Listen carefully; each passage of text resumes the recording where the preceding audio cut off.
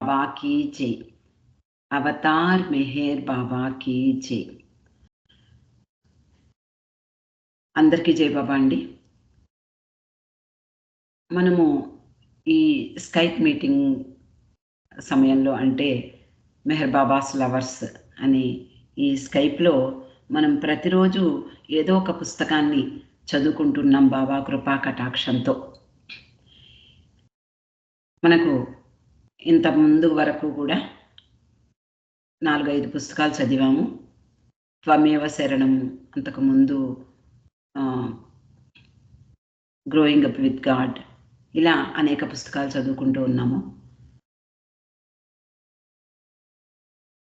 ఈ రోజు నుండి ఆయన కృపా కటాక్షంతో మరొక కొత్త పుస్తకాన్ని మనము చదువుకోబోతున్నాం. The Joyce path. ఈ పుస్తకం మీలో చాలామంది కనీసం చూసి ఉంటారు. ఎందుకు అంటే ఇండియాలో అది తక్కువ అవైలబుల్గా ఉంది. అంటే అమెరికాలో ప్రింట్ అవ్వడం కారణంగా అది కొంచెం కాస్ట్లీ పుస్తకం. కాబట్టి మనం ఇండియాలో ఎక్కువ మంది కొనలేని పరిస్థితుల్లో ఉంటాం. అయినా కూడా మనము కొన్ని జిరాక్స్ కాపీలు తీసుకుని మనం చదువుకోవడం కూడా జరుగుతూ ఉంటుంది. అలా నా దగ్గరికి వచ్చినటువంటి పుస్తకం జాయస్ పాత్. అది చదివిన తర్వాత, అది 2 పెద్ద పుస్తకాలు. దాన్ని చదివిన తర్వాత మనము ఈ స్కైప్లో చెప్పుకుంటే బాగుంటుంది అనే ఉద్దేశంతో దీన్ని మన ప్రియతమ మెహర్ బాబా కృపా కటాక్షంతో ప్రారంభించుకోబోతున్నాం.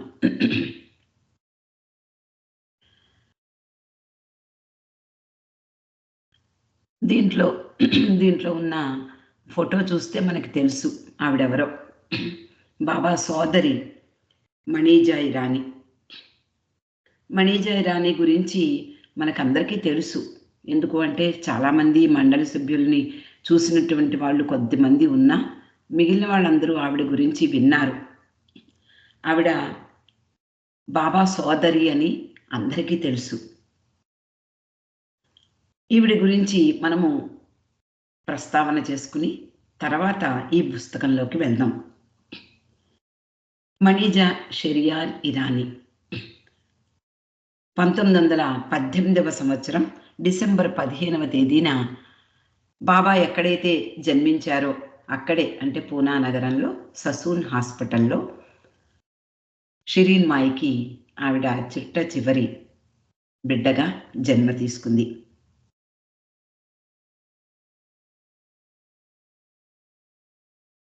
ఆవిడ మెహర్ బాబా మండలి సభ్యురాలు, అలాగే ట్రస్ట్ చైర్మన్గా కూడా పనిచేశారు. కొన్ని పుస్తకాలు కూడా వ్రాయడం మనకందరికీ తెలుసు.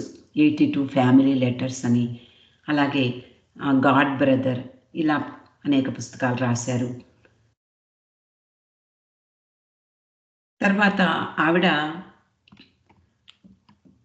బాబా దగ్గరకు రావడానికి, అంటే చిన్నతనంలోనే ఆవిడ గురించి మనకందరికీ తెలుసు. ఒక్కసారి మనం పునరుచ్చరణ చేసుకుంటే బాగుంటుంది. ఆవిడ జన్మించేటప్పటికి బాబా వయసు 25 సంవత్సరాలు. అప్పటికింకా బాబా ఉపాసిని మహారాజ్ దగ్గరే ఉన్నారు.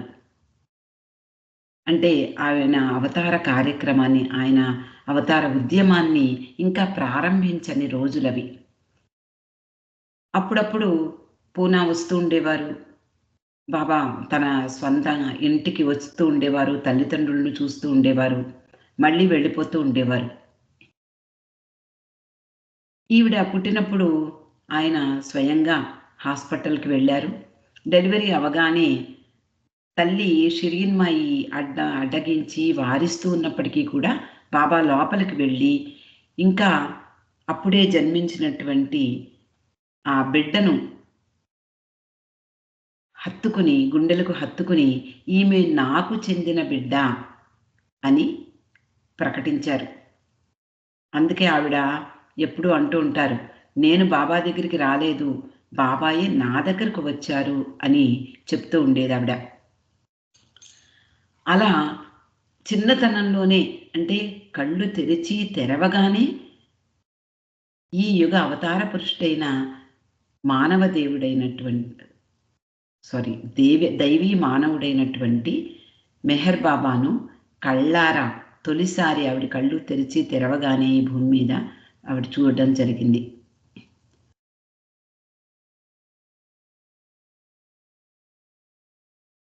చిన్నతనం నుండి బాబా దగ్గరికి రావాలని ఉవ్విళ్ళూరుతూ ఉండేది.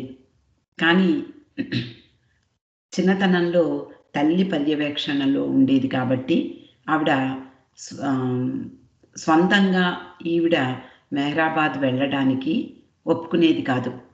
అంటే మెహరాబాద్‌లో ఎలాంటి పరిస్థితులు ఉండేవో మనము కొన్ని పుస్తకాల ద్వారా తెలుసుకున్నాం.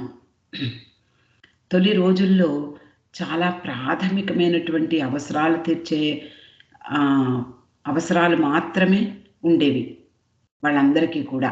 మెహరా, ఖుర్షిద్ ఇలా నాజా వీళ్ళందరూ తొలి మండలి సభ్యులు. అంటే అక్కడకు చేరుకున్నటువంటి వాళ్ళల్లో తొలి మండలి వాళ్ళు. కానీ ఈవిడ అప్పటికింకా చిన్నపిల్ల. వెళ్తాను అంటే తల్లి ఒప్పుకునేది కాదు. కానీ ఆమెకు కొంచెం వయసు వచ్చాక స్కూలుకి వెళ్ళడం జరిగాక స్కూలుకి సెలవులిచ్చినప్పుడల్లా కూడా మెహర్ బాబా దగ్గరకు రావడానికి తల్లితో పాటు వచ్చేది. అలా షిరీన్‌మాయి తీసుకురావడము, మళ్ళీ స్కూలుకి సెలవులు అవగానే బాబా పంపించి వేయడం జరిగేది. నేనిక్కడ ఉండిపోతాను అని ఆవిడ కోరికను ప్రకటించినప్పటికీ కూడా బాబా ఈసారి కాదు, నేను ఎప్పుడో పిలుస్తాను అప్పుడొద్దువు గాని అంటే అలాగే వినయంతో, విధేయతతో అంటే చిన్నతనం నుండి కూడా ఆవిడ బాబాకు విధేయురాలుగా ఎలా ఉండాలో మనకందరికీ ఒక రోల్ మోడల్‌గా వ్యవహరించింది. ఆయన పిలుపు మేరకు 13 సంవత్సరాల వయస్సులో బాబా ఆశ్రమంలో శాశ్వత మండలి సభ్యురాలుగా జీవించడానికి వచ్చేసింది. మెహ్రా తర్వాత ఈవిడే అంటే అతి ప్రధానమైనటువంటి శిష్యురాలుగా బాబా ప్రకటించడం జరిగింది. మండలి సభ్యుల్లో మెహ్రా తర్వాత ఈవిడ పేరే ఎవరైనా చెప్పాలి. ఎందుకు అంటే ఆధ్యాత్మిక సోదరిగా కూడా బాబా ప్రకటించడం జరిగింది. అలాగే ఈవిడ బాబాతో పాటు 1949వ సంవత్సరంలో నవజీవనంలో బాబాను అనుసరించినటువంటి స్త్రీలలో ఈవిడ కూడా ఒక ఆవిడ. అంటే మెహ్రా, మణి, గోహెర్, మెహ్రూ వీళ్ళని చెప్పుకుంటాం. వాళ్ళతో పాటు చిన్న వయసు అందరికంటే చిన్న వయసు అయినప్పటికీ కూడా ఈవిడ బాబాతో పాటు నవజీవనంలో అనేక కష్ట నష్టాలు కోర్చి ప్రయాణం చేసింది. ఇది ఈవిడ గురించి క్లుప్తంగా మనం చెప్పుకునేటటువంటి అంశాలు. ఎందుకంటే ఈవిడ గురించి రాసినటువంటి ఈ పుస్తకంలో ఈవిడ రాసినటువంటి డైరీలు అలాగే ఈవిడ రాసినటువంటి నోట్స్‌లు సేకరించి మనకి హెదర్ నాడెల్ అనేటటువంటి పాశ్చాత్య వనిత ఈ పుస్తకాన్ని సంకలనం చేయడం జరిగింది. ఈ హెదర్ నాడెల్ గురించి కూడా మనకి కొద్దిగా మనము పరిచయం చేసుకుందాం. ఆవిడ అమెరికాలో జన్మించింది. అక్కడే కాలేజీ చదివేటప్పుడు అంటే గూగుల్‌లో నేను సేకరించినటువంటి కొన్ని విషయాలు మాత్రమే మనం ఇక్కడ ప్రస్తావించుకుందాం. కాలిఫోర్నియాలో కాలేజీ చదివే రోజుల్లో ఎక్కడికో చాలా ఒక ప్రదేశానికి ఈ ఫ్రెండ్స్‌తో కలిసి వెడుతుంది. అక్కడ బాబా గురించినటువంటి విషయాన్ని మొట్టమొదటిసారిగా విందట. అంటే ఆ చిన్న వయసులో అంటే టీనేజ్ వయసు అనుకోవచ్చు. టీనేజ్‌లో బాబా గురించి వింది. ఎంత అదృష్టవంతురాలో చూడండి. విన్న తర్వాత అక్కడ వాళ్ళు అంటే ఎవరో చెప్పారు. ఆ చెప్పడం ఆయన దైవీ మానవుడు. అంటే భగవంతుని అవతారము. అంటే అవతారము అంటే వాళ్ళకి అంతగా పాశ్చాత్యులకు తెలీదు. అవతరించడము అంటే. మన ఈ తూర్పు దేశస్థులకి యాడ్వెంట్ అంటే అర్థమవుతుంది. కానీ నేను భగవంతుడిని అని చెప్పుకుంటున్నాడు ఈయన అంటూ ఆ చెప్పిన వాళ్ళెవరో ఆవిడకి చెప్పడం జరిగింది. అప్పుడు పెద్దగా అంటే పాశ్చాత్యులకు ఇలా చెప్పినప్పుడు భగవంతుని అవతారము అంటే వాళ్ళు జీసస్ క్రీస్తుని నమ్ముతారు కాబట్టి భగవంతుని అవతారము వాళ్ళకి జీసస్సే భగవంతుడు. కాబట్టి వాళ్ళు ఎవరు కూడా నమ్మరు. జీసస్ మళ్ళీ వస్తాను అని చెప్పినప్పటికీ కూడా వాళ్ళు ఫలానా అంటే ఎక్కడ పుడతాడు ఇవన్నీ తెలియకపోయినా ఎవ్వరూ కూడా జీసస్ మళ్ళీ పుట్టాడు అంటే నమ్మరు. కానీ పాశ్చాత్యులు చాలామంది బాబా ప్రేమికులైనటువంటి వాళ్ళందరూ కూడా జీసస్సే బాబాగా రావడం జరిగింది అనేది చాలా 100% వాళ్ళు విశ్వసించారు. కాబట్టే బాబా కొలువులోకి అనేక మంది మనకందరికీ తెలుసు. ఎలిజబెత్ ప్యాటర్సన్, రీనా మ్యాచ్‌వెల్లి వీళ్ళందరూ తొలి పాశ్చాత్య సభ్యులు. బాబా ప్రేమికులు. వాళ్ళకన్నీ వదిలేసి సర్వము త్యజించి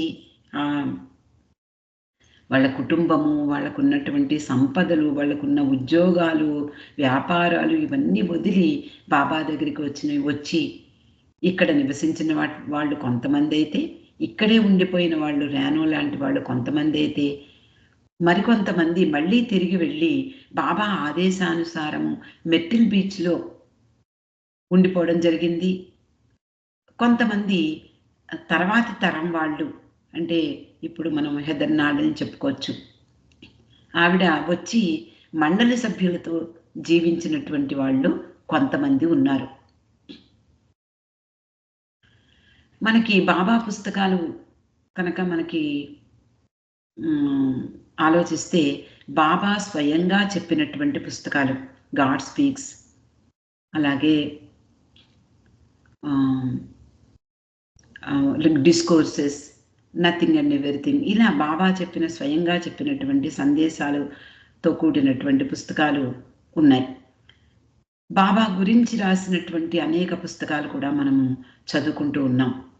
లార్డ్ మెహర్, భావు కల్చూరి అలాగే బాల్నటు ఇలా అనేక మంది రాసినటువంటి పుస్తకాలు కూడా మనకి అవైలబుల్‌గా ఉన్నాయి. అలాగే మండలి సభ్యుల గురించి వ్రాసినటువంటి పుస్తకాలు మనకి లభ్యమవుతూ ఉన్నాయి ఈ రోజుల్లో. అంటే ఈ హెదర్ నాడెల్ స్వయంగా మణితో అనేక సంవత్సరాలు ఆవిడకు సేవ చేసింది. అంటే పరిచారికగా అంటే స్వయంగా సంరక్షకురాలిగా ఆవిడ అనేక సంవత్సరాలు ఉంది. అంటే మణి చివరి సంవత్సరాల్లో ఆవిడతో పాటు ఉండి ఆవిడ ఏం చెబితే ఆవిడ చేసేది, ఆవిడ ఆరోగ్య సంరక్షణ అలా మొదలైనవి అన్నీ చేసింది. తర్వాత ఆవిడ ఇక్కడ రాసిందనమాట. ఏమని అంటే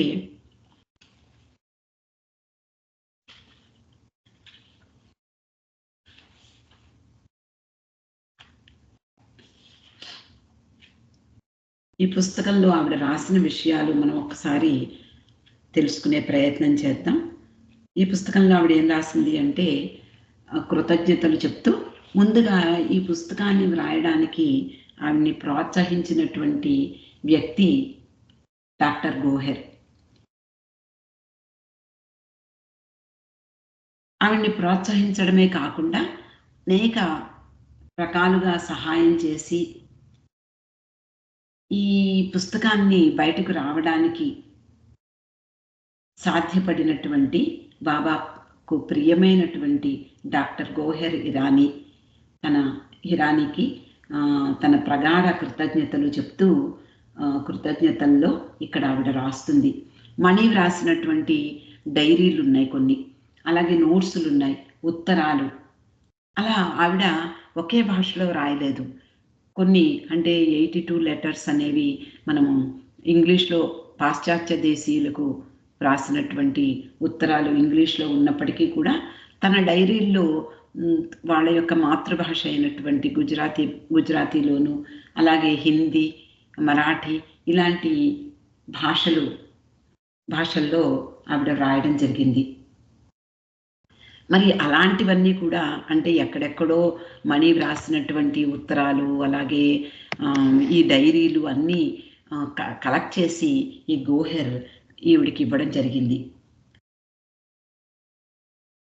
అలాగే మిగిలిన వాళ్ళు కూడా చాలామంది ఆవిడకు సహాయపడ్డారు.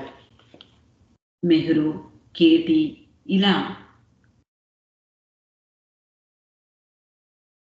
ఆవిడకు మద్దతు ఇస్తూ అవసరమైనప్పుడల్లా మణితో వాళ్ళు ఇంటరాక్ట్ అయినప్పుడు, మణితో సంభాషించినప్పుడు ఆవిడ వాళ్ళ యొక్క అనుభవాలు, ఆవిడ వాళ్ళకి ఏం చెప్పినటువంటి విషయాలు ఇలాంటివన్నీ కూడా కలెక్ట్ చేసి వీళ్ళందరూ కూడా ఈవిడికి సహాయం చేశారు.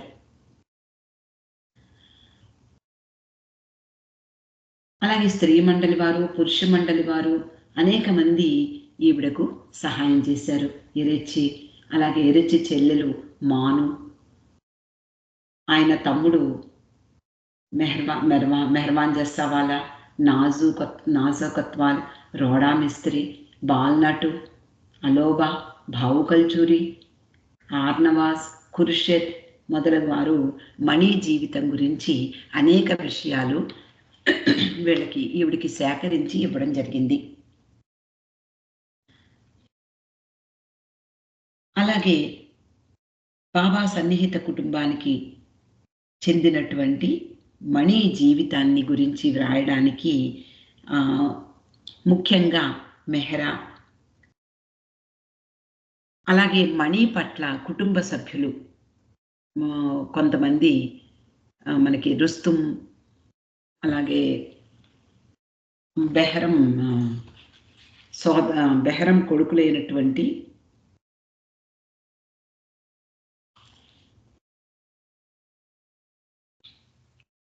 సోరబ్ రుస్తుములు వాళ్ళందరూ మనకి ఎప్పుడు కూడా మనం చూస్తూ ఉంటాం మెహరాబాదు మొదలైనటువంటి ప్రాంతాల్లో. వాళ్ళు ఇలా అనేక మంది ఆవిడికి సహాయం చేయగా ఈ పుస్తకాన్ని రూపుదిద్దుకుంది ఈ పుస్తకం. తర్వాత ఈ పుస్తకం ముందు మాటలో కూడా సోరబ్ రుస్తుములు ఇద్దరు కూడా ముందు మాట రాయడం జరిగింది. వీళ్ళు రాసినటువంటి విషయం ఏమిటి అంటే, ప్రియతమ బాబా చిన్నారి చెల్లెలు మణి. ఆ రోజుల్లో వాళ్ళందరూ కూడా అంటే మేనత్త వాళ్ళకి స్వయంగా, కాబట్టి వాళ్ళు చక్కగా మణి అత్త అంటే మణి ఆంటీ గురించి ముందు మాట రాయడం జరిగింది ఈ పుస్తకానికి. ముఖ్యంగా ఎవరే పుస్తకాలు చదువుకున్నా బాబా యొక్క ఫోకస్ తప్పకుండా మనకు అక్కడ ఉంటుంది. వాళ్ళు బాబా యొక్క ప్రేమ, అలాగే బాబా యొక్క ఆ విజన్ అనేది వాళ్ళ మాటల్లో, వాళ్ళ యొక్క రూపురేఖా విలాసాల్లో, వాళ్ళ హావభావ ప్రకటనల్లో బాబాయే మనకి కనిపిస్తారు. కాబట్టి వీళ్ళ గురించి అంటే మండలి సభ్యులు ఎవరైనా వాళ్ళ గురించి, ఇప్పుడు మెహర్ ఉంది, మెహర్ మనం చదువుకున్నాం, విన్నాం. అక్కడ మెహర్ అంటే మెహర్ బాబా యొక్క విషయాలన్నీ కూడా ఆ పుస్తకంలో మనకి దొరుకుతాయి.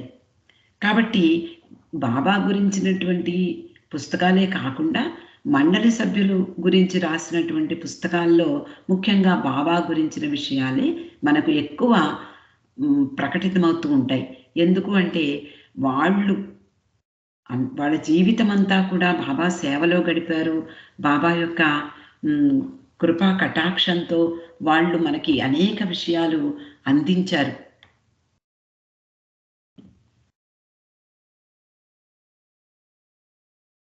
కాబట్టి వాళ్ళ గురించి రాసినటువంటి పుస్తకాల్లో ముఖ్యంగా బాబా విషయాలు మనం తెలుసుకునే అవకాశం ఎక్కువగా ఉంటుంది. ఎందుకంటే వాళ్ళ డైరీల్లో బాబా ఈరోజు ఏం చెప్పారు, బాబా ఈరోజు ఏ విధంగా వాళ్ళని ఆదమాయించారు, లేకపోతే మందలించారు. ఇలా అనేక విషయాలు మనకి ఈ అంటే మనం ఖుర్షద్ చదువుకున్నాం, మీకు అందరికీ గుర్తుండే ఉంటుంది. 'ఫార్చునేట్ టు లవ్ హిమ్' అనే పుస్తకంలో ఖుర్షద్ గురించినటువంటి విషయాలు చెప్పుకుంటూ ఆవిడ జీవితాన్ని చెప్పుకున్నప్పటికీ కూడా ఆవిడ బాబాతో, అలాగే బాబా యొక్క ఆదేశాల్ని అనుసరించి ఎలాంటి తహతహ వాళ్ళు చూపించారు, ఇలా అనేక విషయాలు ఆ పుస్తకంలో కూడా మనం చదువుకున్నాం. అలాగే ఈరోజు మణి గురించినటువంటి, ఆమెన ఆధ్యాత్మిక సోదరి అయినటువంటి మణి గురించినటువంటి విషయాలు మనం ప్రారంభించుకోబోతున్నాం. ఈ రుస్తుం, సౌరభులు ఇద్దరు కూడా ఈ ముందు మాట వ్రాసారు కదా. దీంట్లో వాళ్ళు ఏం రాశారో మనం ఒకసారి చదువుకుని ముందుకు వెళ్దాం.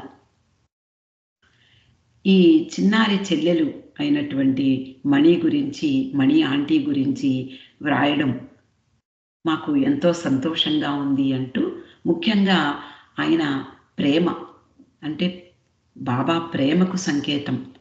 ఆయన ప్రేమ ఆచరణాత్మకల సంపూర్ణ సమ్మేళనం ఆయన. ఆమె బాబా ప్రేమను అనేక రకాలుగా ప్రతిబింబింపచేసేది. బాబా ప్రేమికులందరూ దానిని ఎవరికి వారే వ్యక్తిగతంగా అనుభూతి పొందుతూ ఉంటారు. ఆవిడ అంటే మణి ఆంటీ పిల్లలతో, అంటే ముఖ్యంగా ఆవిడ మేనల్లుడైనటువంటి ఈ సౌరభృస్తుములతో ఆటలాడేది, ఫింగర్ గేమ్స్ ఆడేది, తోలుబొమ్మలాట ఆడేది, వాళ్ళని దగ్గరకు తీసుకునేది ప్రేమగా.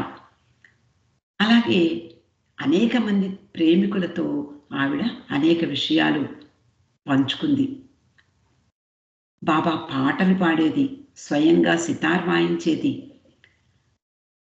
అలా ఆమెను కలిసినటువంటి భాగ్యం కలిగినటువంటి అనేక మంది ప్రేమికులకు బాబా యొక్క తేజస్సుని, ప్రేమను అందించింది.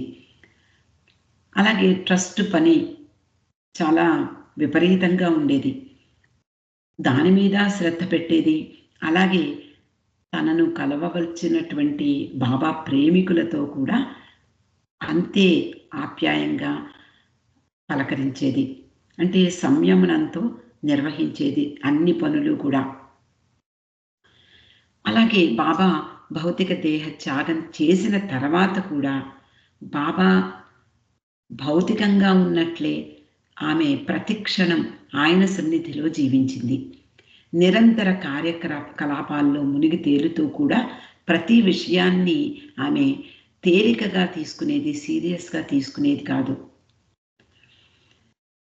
బాబా కుటుంబంలో పుట్టి పెరిగిన ఆమె అందరికీ మణి ఆంటీగా బాబాతో సంబంధాన్ని నిరంతరము కలిగి ఉండేలా చేసింది వాళ్ళ కుటుంబానికి. వాళ్ళు ఈ ముందు మాటలో చెప్తున్నారు, ఆమె బాబాతో కుటుంబ విషయాల గురించి సంభాషించేది.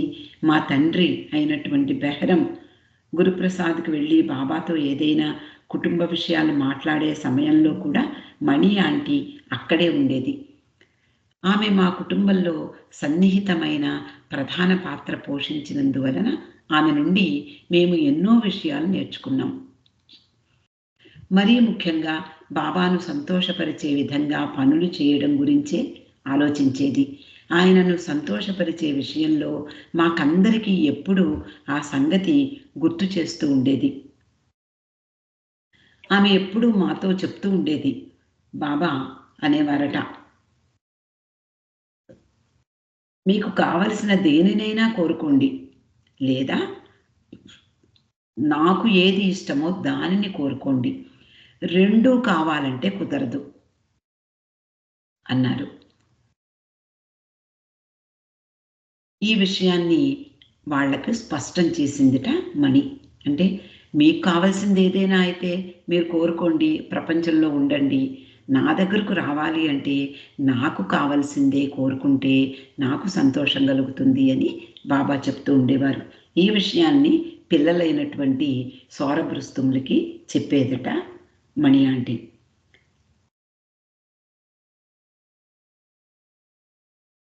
సరే, ఈ ప్రియమైన సోదరి హెదర్ గురించి, హెదర్ నాడెల్ గురించి చెప్తున్నారు వీళ్ళు. ఈ పుస్తకాన్ని రాయగలిగేది ఆమె ఒక్కటి మాత్రమే అంటున్నారు. ఎందుకు అంటే ఆమె చాలా కాలంగా మణి దగ్గర పనిచేసింది. ఆమె సంరక్షకురాలుగా, సహాయకురాలిగా, విశ్వసనీయంగా పనిచేసింది. మణి స్వయంగా హెదర్తో పంచుకున్నటువంటి ఈ కథలన్నీ కూడా నిజమైన సేవను ప్రతిబింబింపచేసే ప్రేమతో కూడిన శ్రమగా మేము భావిస్తాం. మణి గురించి తెలిసిన వారికి, తెలియని వారికి, ఆమెను కలుసుకున్న వారికి, అలాగే కలుసుకునే అవకాశం లేని వారికి కూడా మణి సజీవంగా దర్శనమిచ్చే పుస్తకం ఇది అంటున్నారు. ఈ కథలన్నీ ప్రియమైన బాబా పట్ల ప్రేమను ప్రకాశింపచేస్తాయి అని వాళ్ళు ముందు మాటలో సౌరభ్ రుస్తుండు రాశారు.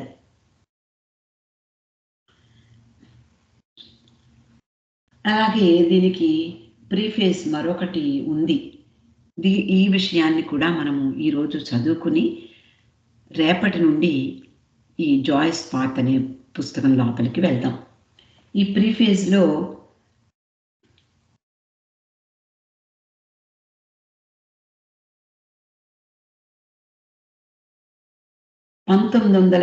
దశకంలో నూతన సంవత్సరం కొన్ని రోజుల ముందు, అంటే 1980కి ముందు, అంటే డిసెంబర్లో ఒక రోజు నాడు మణి తన స్టోర్ నుండి, తన వస్తువులు నిల్వ చేసినటువంటి ఆ స్టోర్ నుండి ఒక బాక్స్ని తీసుకొచ్చిందట. అది చేత్తో తయారు చేసిన బాక్స్. ఆ బాక్స్ లోపల 53 చతురస్ర భాగాలుగా విభజింపబడి ఉంది. అది మీకు ఐడియా కోసం నేను చెప్తున్నాను. ఇప్పుడు మనము చిన్న చిన్న వస్తువులు పెట్టుకునేందుకు, ముఖ్యంగా హోమియో మందులు పెట్టుకునేందుకు ఒక బాక్స్ లాంటిది ఉంటుంది, మీరు చూసే ఉంటారు. లేదా ముఖ్యంగా ఆడవాళ్ళ నగలు పెట్టుకునేందుకు చిన్న చిన్న వస్తువులు ఇప్పుడు కొనుక్కోవడం అలవాటైంది. ఆ వస్తువులన్నీ ఒక చోటే పెడితే అవి మింగిలైపోతాయి, విడివిడిగా రావని చెప్పి ఉద్దేశంతో చిన్న చిన్న బాక్సులు ఉంటూ ఉంటాయి. ఇప్పుడు మనం అందరం కూడా వాడుతూ ఉన్నాం. అలాంటి బాక్సులు మనం విడివిడిగా పెట్టుకుంటూ ఉంటాం.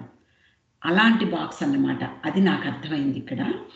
ఆ బాక్స్ తీసుకొచ్చిందట లోపల నుండి మణి ఒకరోజు. దాని లోపల 53 చతురస్ర భాగాలుగా విభజింపబడి ఉంది. ప్రతి అరలోనూ ఒక కాగితం ముక్క చుట్టి ఉంది. ఆ పెట్టెతో పాటు దాంట్లో ఒక చిన్న పటకారు కూడా ఉంటుంది. అంటే మనం 2 వేళ్ళు వెళ్ళి ఆ కాగితం ముక్కని తీసుకునే వీలు లేదేమో, అంత చిన్న అరలు గబోలు. దాంట్లోంచి తీయడానికి ఒక చిన్న ఫోర్సెప్స్ ఉండాలి, లేకపోతే లోపల ఉన్నటువంటి కాగితం ముక్క రాదు బయటికి. కాబట్టి ఆ చిన్న ఫోర్సెప్స్ కూడా అక్కడ ఉంది. ఆ కాగితం చుట్టను తీసేందుకు అది ఉపయోగపడుతుంది. నూతన సంవత్సరం రోజు మణి ఆ పెట్టెను మండలి హాల్లో బాబా కుర్చీలో పెట్టిందట. అక్కడున్న బాబా ప్రేమికులందరినీ పిలిచి దాని గురించిన కథ చెప్పింది ఆవిడ.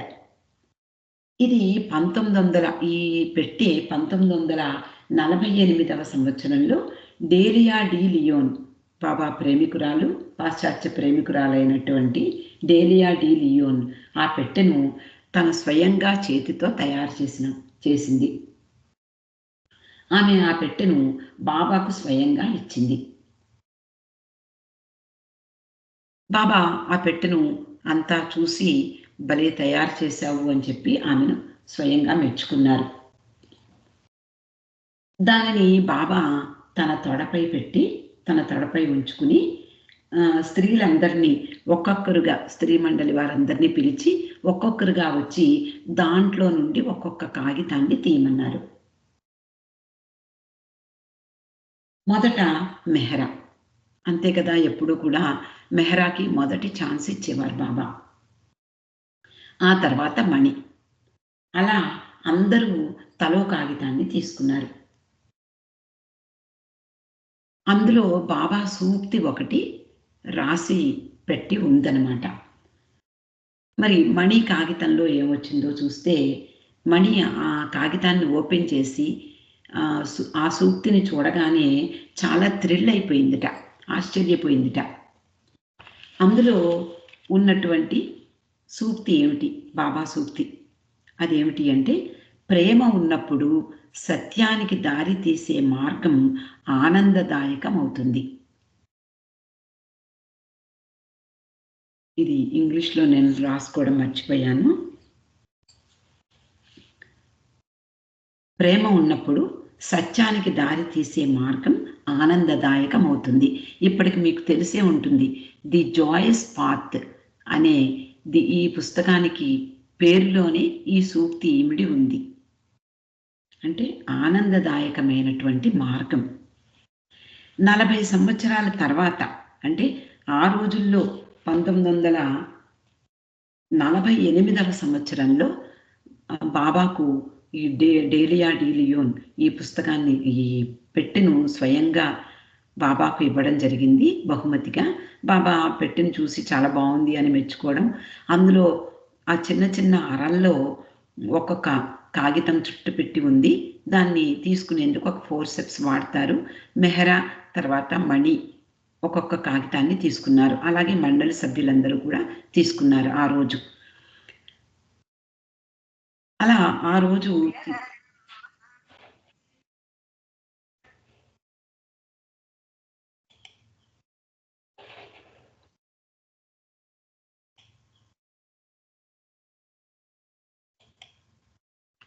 సారీ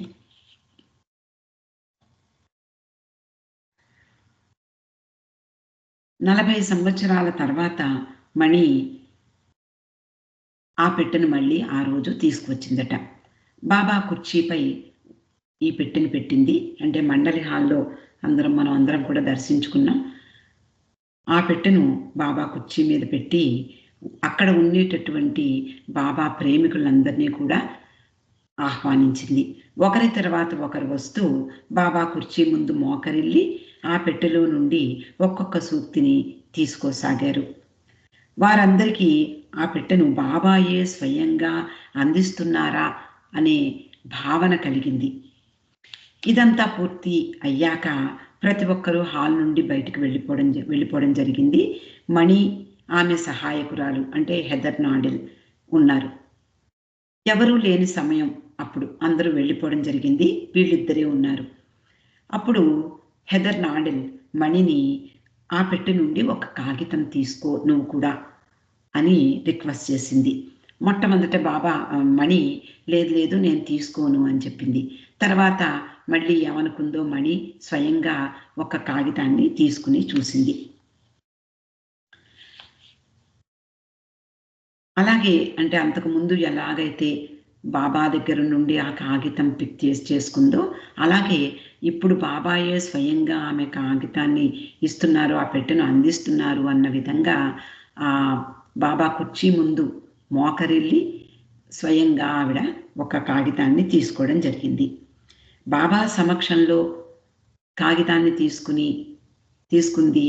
అలాగే ఈరోజు బాబా కుర్చీ ముందు మోకరిల్లి బాబా స్వయంగా ఇస్తున్నట్లుగా భావనతో ఆ కాగితాన్ని తీసుకోవడం జరిగింది.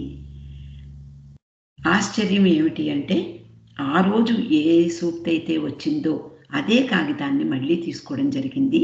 అదే విచిత్రం. దాంట్లో వ్రాసినటువంటిది అదే, ప్రేమ ఉన్నప్పుడు సత్యానికి దారి తీసే మార్గం ఆనందదాయకం అవుతుంది అనేది.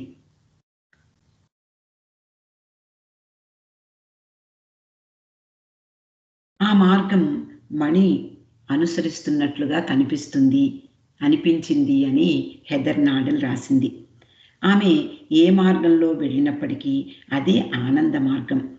అంతటి ప్రేమ ఆమెలో ఉంది అని ఈ ప్రిఫేస్లో ఆవిడ ముగించింది. ఇక్కడికి మనం ఈరోజు ఆపుకుందామండి. అవతార్ మెహర్ బాబా కీ జై.